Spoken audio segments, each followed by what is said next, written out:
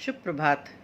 मैं डॉक्टर ज्योत्सना राजकीय संस्कृत महाविद्यालय पटना की प्राध्यापिका हूँ और आज मैं अपने YouTube चैनल पर उत्तर रामचरित के नाटककार रचयिता भवभूति की विशेषता लेकर उपस्थित हूँ। महाकवि भवभूति एक महान नाटककार थे। आज इसी विषय पर मैं व्याख्यान देने जा रही हूँ।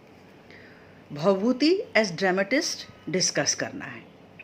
महावीर चरित के पश्चात उत्तर रामचरित तक आते आते ऐसा प्रतीत होता है मानो शार्दुल उपत्यका के मार्ग का त्याग करके हम अपने विराट गौरव एवं प्रशांत सुषमा में अवस्थित महाविद्यालय के उच्च शिखरों से गुजर रहे हैं।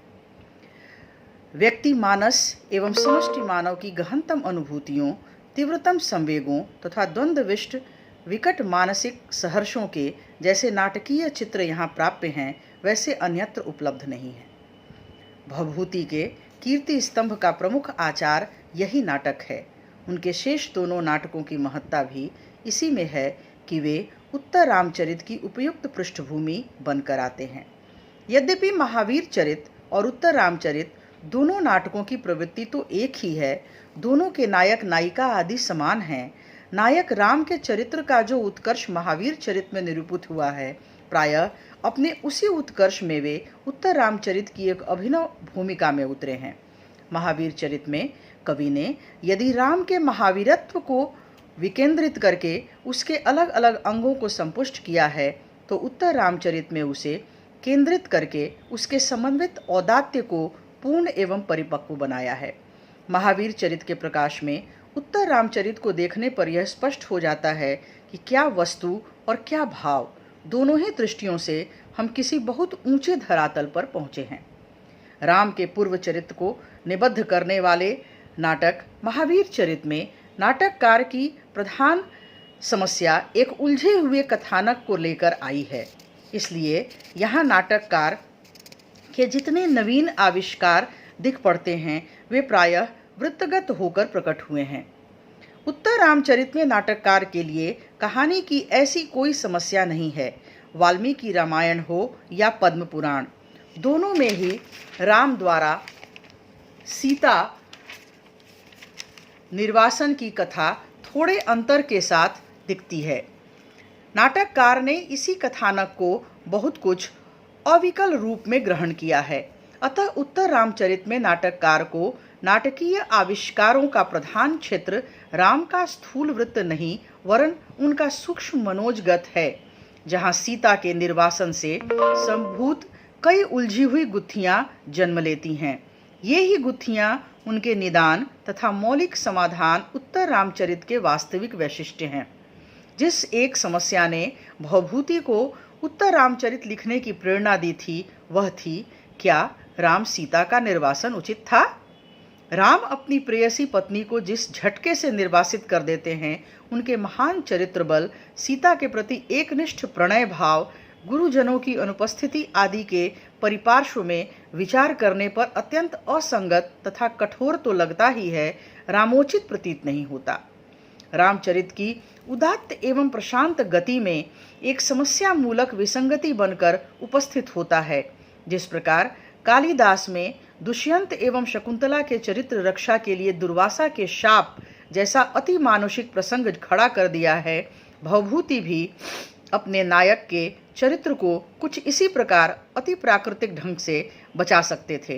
किंतु वे राम की चारित्रिक समस्या को मूलतः एक मानव समस्या के रूप में ग्रहण करते हैं और उनका समाधान भी मानव समाधान होता है। भवभूति का पहला लक्ष्य होता है सीता निर्वासन की समुचित नाटकीय पृष्ठभूमि का निर्माण। सीता निर्वासन तो यह कार्य मात्र वह तब तक स्वाभाविक एवं सहज नहीं बन सकता जब तक उसके हेतु बीज स्पष्ट न हो, स्वाभाविक एवं फलारपेक्ष न हो। पृष्ठभूमि का यह उत्कर्ष उत्तर रामचरित के प्रथम अंक में ही मिल जाता है। प्रथम अंक में उन सब के सूक्ष्म बीजाणु वर्तमान हैं जिस कार्य व्यापारों की निःसृति भावी अंकों में होती है।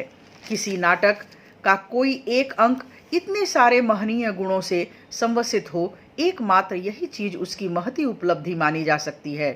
प्रस्तावना में ही प्रेक्षकों को 4 ऐसी बातों का पता चल जाता है जिनका नाटकीय महत्व है। राम अभी अभी अभिषिक्त हुए हैं। उनके अभिषेक में आमंत्रित अतिथि विदा किए जा चुके हैं।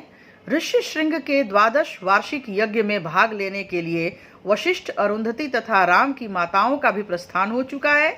सीता के संबंध में रक्षोगृह स्थिति मूलक लोक अपवाद भी फैल चुका है। प्रस्तावना का अंत जिस श्लोक में होता है उसकी नाटकीय संगति एवं व्यंजकता भी निराली है।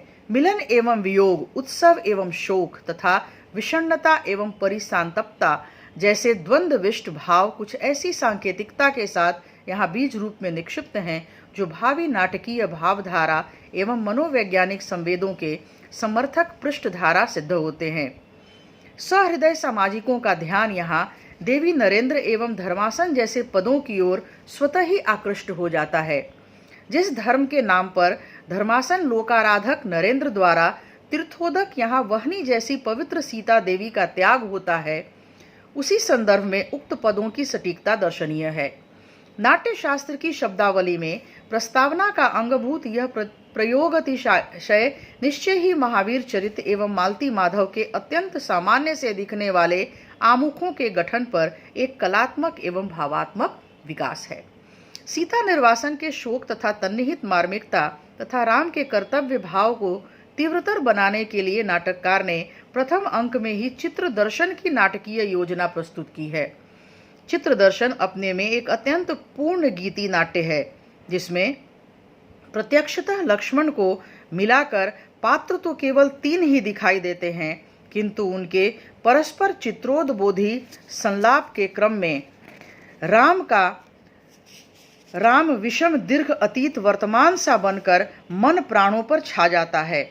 पहला चित्र जृंभ कास्त्रों के दिव्य रूपों का है, जिससे नाटक के आदि में अद्भुत तत्व की सृष्टि की जाती है। नाटकीय विषय वस्तु के कलात्मक विन्यास में अद्भुत तत्वों का अपना वैशिष्ट्य है। इसीलिए भारतीय नाटकों की अंतिम संधि निवृण में अद्भुत का समावेश अनिवार्य माना गया है। चित्र दर्शन में समारंभ में ही की नाटकीय प्रखरता दर्शनीय है, जहां लक्ष्मण के मुख से सीता की अग्नि विशुद्धि के उच्चारण मात्र से राम की आत्मा तिलमिला हो जाती है, जो आगे के कारुणिक प्रसंगों के लिए एक सहज पृष्ठभूमि सिद्ध होती है। यद्यपि प्रथम एवं द्वितीय अंक की घटनाओं के बीच 12 वर्ष की सुदीर्घ व्यवधान होता है, नाटकीय कार्य व्यापार की एकान्वित निर्बाध गति की दृष्टि से यह व्यवधान खटकने वाली वस्तु हो जाती है। लेकिन यह कोई आवश्यक नहीं कि सभी प्रकार की घटनाओं तथा उनके अनुक्रम में विविध कालखंडों को एक सूत्र में पिरोने के निमित्त मंच पर उनके प्रत्यक्ष चित्र प्रस्तुत किए जाएं। द्वितीय अंक में भी यत्र तत्र कुछ कलात्मक चित्रों के प्रस्फुरण को अतीत काल के कतिपय मार्मिक अंशों का विष्कंभक की योजना द्वारा इस कलात्मकता तथा भावान्विति के साथ प्रक्षिप्त किया गया है। कालिक व्यवधान की चेतना ही नष्ट हो जाती है। यथा लव एवं कुश की 12वीं वर्षगांठ, ऋष्यशृंग के यज्ञ की समाप्ति, लक्ष्मण के पुत्र चंद्रकेतु द्वारा राम के मेघ अश्व का संरक्षण, लोक जीवन में धीरे धीरे सीता का विस्मरण तथा नाम मात्र शेष रह जाना आदि। इसके अतिरिक्त भी आगे कई ऐसे छोटे छोटे परिवर्तन की ओर संकेत किया गया है जो काल की इस लंबी खाई को भरने में समर्थ हैं। लेकिन यह ध्यातव्य है कि 12 वर्षों के कालिक व्यवधान को पाटने के वाले जो विविध साधन प्रयुक्त हुए हैं, उनका संयोजन किसी एक ही स्थल पर नहीं किया गया है।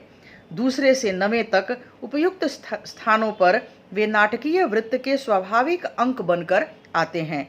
पाश्चात्य काव्य शास्त्रीय दृष्टि से भी देखने पर यह स्पष्ट हो जाता है कि भवभूति ने बड़ी बारीकी से यहाँ कालान्विति की रक्षा की है। राम द्वारा सीता निर्वासन का औचित्य ऐसा नहीं जो एक झटके के साथ सिद्ध किया जा सके। इसके लिए एक ऐसी कलात्मक प्रक्रिया की आवश्यकता है जिसमें राम के अनिर्भिन्न व्यक्तित्व की बारीक रेखाओं का सहज विस्तरण, मूल्यांकन एवं स्पष्टीकरण किया जा सके। तृतीय अंक भवभूति की इसी कला प्रक्रिया का एक परिणत रूप है, जहाँ विधुर से बने राम की सीता विषयक भावनाओं का सायं सीता द्वारा भावात्मक परीक्षण कराया जाता है। राम यहाँ स्वतः प्रकाशित स्थिर केंद्र हैं, तो सीता उसी केंद्र के इर्द गिर्द चक्कर काटने वाली कोई वृत्त, जो उस केंद्र के साथ साथ अपना संतुलन बनाए रखने के लिए आदि से अंत तक गतिशील दिखती है। साथ ही जिस स्थान पर सीता एवं राम को एकत्र दिखाया जाता है, नाटकीय एवं भावात्मक दृष्टि से वह भवभूति की एक विलक्षण सूझ एवं सर्जना है। यहाँ पंचवटी कोई जड़ स्थान नहीं, प्रत्युत नाटक की सप्राण प्राणी की पात्री की भांति प्रयुक्त हुई है, जो राम एवं सीता के भावात्मक मिलन में सर्वाधिक सहायक सिद्ध होती है। राम के सुस्थित हृदय के साथ सीता के भटके हुए हृदय को संस्थापित करने के निमित्त जिन जिन सूत्रों तथा युक्तियों का सहारा लिया गया है, वे सभी मन की विकासात्मक एवं संहारात्मक प्रक्रिया की विविध मनोवैज्ञानिक अवस्थाएं हैं। पुष्प चयन के लिए पंचवटी प्रदेश में समागत सीता के कोमल नारी हृदय पर जो सबसे पहला मनोवैज्ञानिक आघात दिया जाता है, वह है उन्हीं के द्वारा पुत्रीकृत गज शतक। किंतु अब सपत्निक मातंग के ऊपर किसी उद्यम गजराज के आकस्मिक आक्रमण की सूचना नाटककार ने इसके माध्यम से सीता के सुप्त मातृत्व भाव को जगाना चाहा है। गजपोत पर आक्रमण से आकुल सीता का गजपोत के प्रति उमड़ा हुआ मातृ स्नेह अंततोगत्वा कुश और लव के प्रति प्रगाढ़ स्नेह में परिणत हो जाता है। इस स्नेह का प्रकर्ष वहां दिखता है जहां सीता अपने को गज मात्र के लिए संसारिणी सी अनुभव करने लगती है। किंतु इतना होने पर भी नाटककार द्वारा सीता के मन का एक और महत्वपूर्ण विकास अभी शेष है। नाटककार के सर्वाधिक दुखों का उदात्तीकरण करके उन्हें पार्थिव रूप देने की विशिष्ट प्रक्रिया का आरंभ राम के प्रति वासंती के आक्रोश भाव से करता है। जब वासंती सीता का पक्ष लेकर राम को कठोरतापूर्वक धिक्कारती है, तो उसकी वेदना की तीव्रता स्वयं सीता के मन पर छा जाती है। सीता के मनोभाव का यह उन्नयन एक ही साथ उसके उदार नारित्व एवं पत्नित्व का समन्वित प्रकर्ष है। अंक की समाप्ति के कुछ पहले मूर्छित राम को सीता अपने शीतल कर स्पर्श से उन्हें सचेत करती है। राम के लिए यह स्पर्श की अनुभूति पहले से भिन्न लगती है, जिसे नाटककार ने बड़ी सूक्ष्मता के साथ अपने अभिनय निर्देश में सीता के लिए किंचित सहर्षम का प्रयोग करके दिखलाया है। इस बार राम को मूर्छित होते देखकर वे स्वयं भी मूर्छित हो जाती है। सीता की यह मूर्छा वास्तव में उनकी तद्भाव भावित होने की चरम अवस्था का सूचक है। इस प्रकार संपूर्ण तृतीय अंक में नाटककार मानव हृदय की जटिल भाव ग्रंथियों के सर्वथा अनुरूप हृदय की बहुविध सुप्त भावनाओं को उभारता है, जिससे सीता के अंतर्मन में राम के प्रति आकर्षण एवं विकर्षण की अनुभूतियों के संघर्षण में एक ऐसा सहज ममत्व उद्दीप्त कर दिया जाता है, जिसमें सीता का राम के साथ पार्थक्य का कोई भी भाव शेष नहीं रह जाता। सीता की मानसिक अवस्था का यहाँ तक कि मूर्छित होना दिखा लेने के पश्चात नाटककार की वास्तविक नाटकीय समस्या का एक बड़ी सीमा तक समाधान हो जाता है। फिर भी कुछ आलोचकों ने यह कहकर इस अंक में कर्म व्यापार का रुका हुआ प्रतीत होता है आलोचना की है। यदि ध्यान से देखा जाए तो यहाँ भावों के आरोह अवरोह के क्रम में नाटकीय कार्य व्यापार सूक्ष्म रूप से निरंतर गतिशील रहा है। किसी भी नाटक के वृत्त के अंतरंग के विकास को ही दिया जाना चाहिए, जो नाटकीय पात्रों के भावात्मक जीवन की गतिशीलता का पर्याय होता है। यह सही है कि पूरे अंक में राम एवं सीता के परस्पर भावोद्गारों के अतिरिक्त कोई पार्थिव घटना यहाँ जन्म नहीं लेती, किंतु वास्तविकता यह है कि ऊपर राम और सीता की कहानी का शरीर मात्र विरमित प्रतीत होता है। उसकी आत्मा में तो एक ऐसी प्राणवंत गति है जो अंततोगत्वा सीता के तटस्थ से हृदय में से राम के प्रति सहानुभूति, संवेदना एवं प्रणय की उज्जवल भावधारा प्रवाहित करने में समर्थ होती है। प्रारंभ में राम और सीता जहाँ खड़े दिखाई देते हैं, अंक का अंत होते होते वे वहीं संस्थित होकर भी अपने भावी मिलन की दिशा में एक विशाल दूरी तय कर लेते हैं। इसे किसी भी दृष्टि से वृत्त की जड़ता नहीं कहा जा सकता।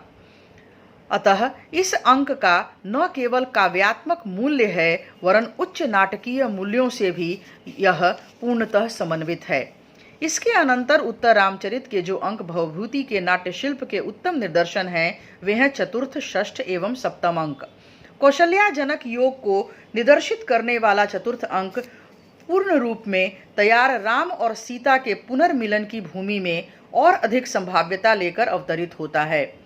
सीता निर्वासन के दो मुख्य हेतुओं लोकापवाद तथा प्रजा को किसी भी मूल्य पर संतुष्ट रखने का राम के संकल्प के बाद यदि कोई तीसरा प्रबल हेतु माना जाए तो वह निर्वासन के समय अयोध्या में राम के गुरुजनों की अनुपस्थिति है।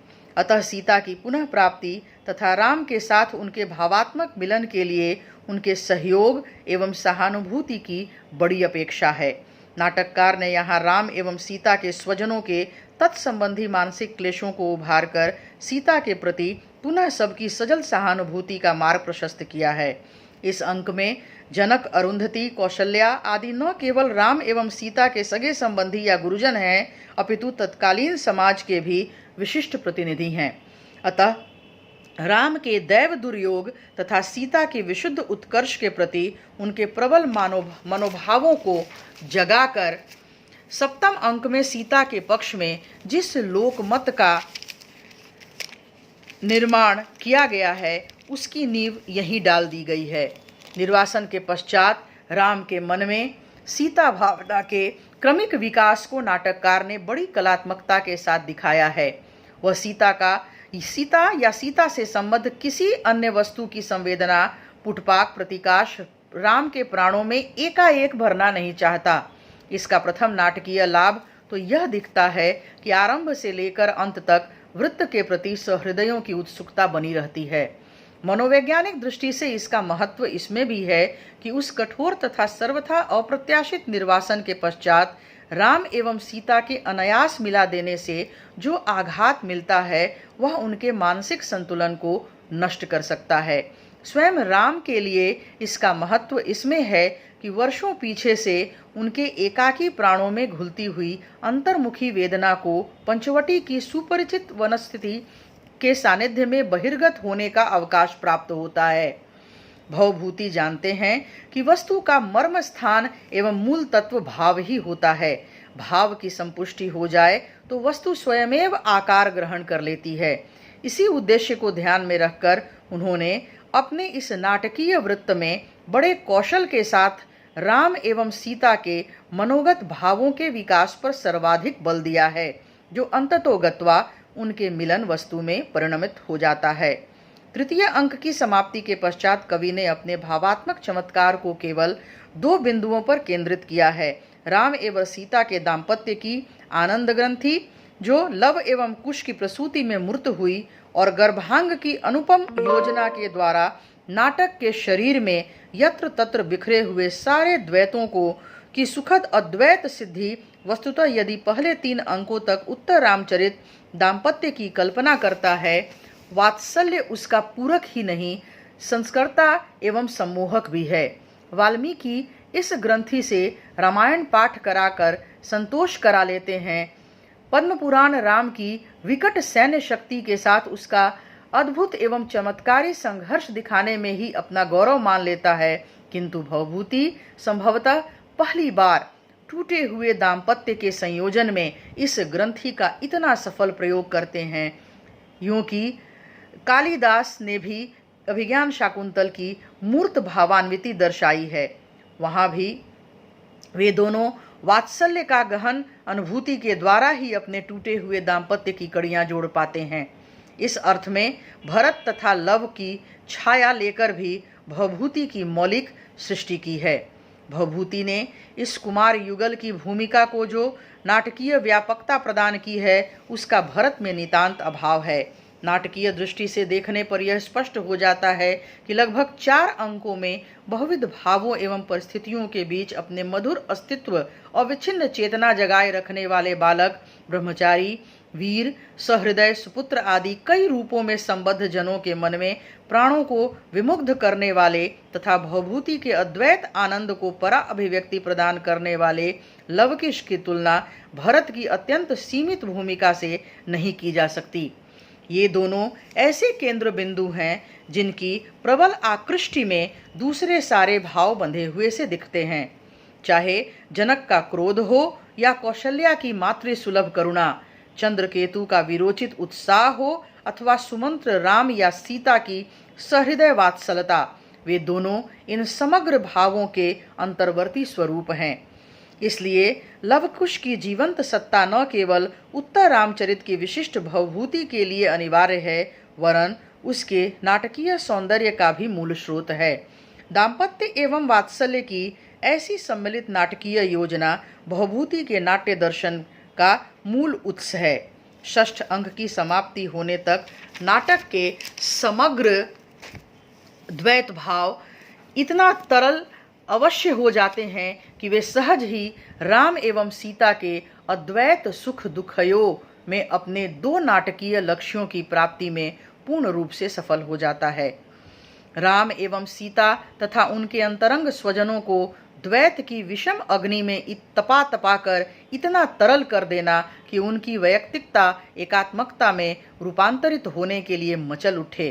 एकात्मक रूप होने के लिए आकुल वैयक्तिकताओं का दिक् एवं काल की दृष्टि से केंद्रीकरण कर देना। गर्भ नाटक को उक्त दोनों भाव स्थितियों का एक अतिशय कलात्मक उपवृहण एवं उपसंहार माना जा सकता है। एक ही स्थान पर जीवन के विविध क्षेत्रों से आए हुए विविध स्तरों की इतने सारे पात्रों को लाकर उनके सब भावों की इतनी संक्षिप्त व्यंजकता एवं कलात्मकता के साथ राम एवं सीता की अद्वैत सिद्धि के साथ ही एक ही भाव बिंदु पर समर्पित करा देना वस्तुतः एक ऐसा नाटकीय चमत्कार है जो संपूर्ण साहित्य में अतुलनीय है। उपर्युक्त वर्णनों से यह स्पष्ट हो जाता है कि नाटकीय घटनाओं की इस कुशल योजना के पीछे नाटककार की काल चेतना अपनी चरम संविद में दिखलाई पड़ती है। संपूर्ण संस्कृत नाट्य वाङ्मय में भवभूति का यह उत्तर रामचरित ऐसा अकेला नाटक है जिसमें गहनतम मानव अनुभूतियाँ नाट्य शिल्प की अप्रतिम विधाओं में प्रकट हुई है और इस प्रकार उत्तर रामचरित संस्कृत साहित्य की अमूल्य कृति बन जाती है और भवभूति एक अतुलनीय, एक अमूल्य, अद्वितीय नाटककार। धन्यवाद।